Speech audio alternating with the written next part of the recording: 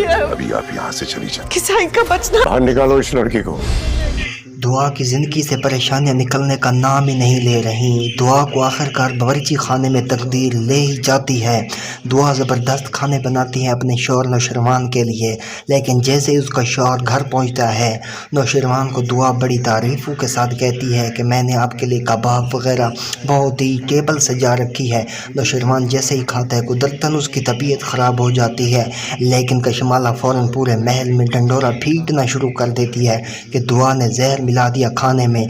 आखिरकार दुआ भी फंस चुकी है। नौशरवान फ़ौरन हॉस्पिटल लाया जाता है।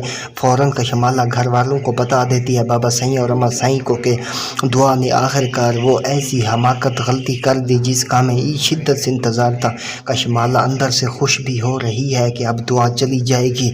वो अम्मा सही और बाबा सही को बता देती है कि दुआ ने ऐसा कदम उठाया जिससे नौशरवान की ज़िंदगी को ख़तरा हो गया। बाबा सही और अम्मा सही परेशान हो जाते हैं। ये कह देती है कि दुआ ने जहर मिला दिया खाने में। नौशरवान और वो सब हॉस्पिटल में हैं। अम्मा सही और बाबा सही फ़ौरन वहाँ पहुँच जाते हैं और बाबा सही सारी हकीकत मालूम कर लेता है। जब हकीकत मालूम करता है तो जाफ़र को कह ही देता है। जाफ़र फ़ौरन इस लड़की को यहाँ से निकाल दो।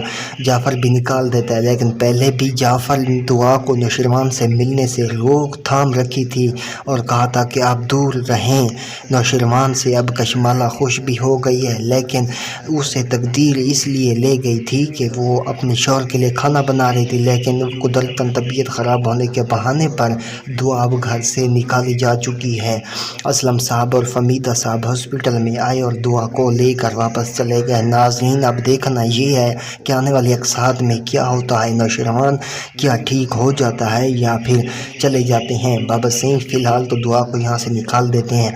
अब नौशरवान के उठने तक दुआ उस घर में रहेगी। कशमाला अब नौशरवान के पास ही रहे। अगर देखा जाए तो इस वक्त दुआ हाथ पे हाथ रख के बैठ चुकी है। सरफराज और कशमाला जीत गए हैं। नाज़रीन, देखना ये आने वाले अक़सात में क्या होता है वो देखने के लिए हमारे वीडियो को लाइक और चैनल को सब्सक्राइब करें।